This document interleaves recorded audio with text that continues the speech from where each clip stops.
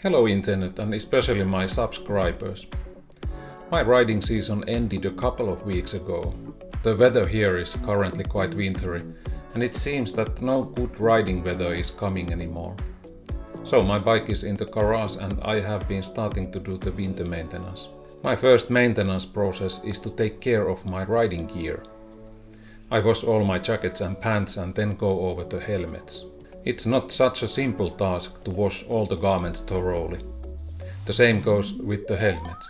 Nowadays, if you have expensive gear, you have to know how to do the cleaning properly, so that there's no harm to the gear itself. I refer, for example, to the Gore-Tex material.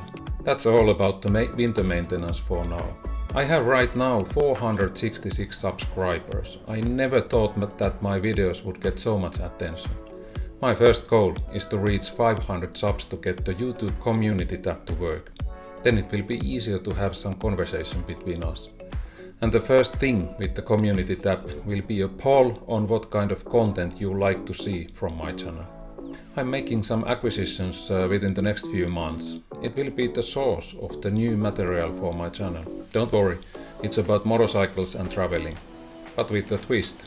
So, if you haven't subscribed, please do so.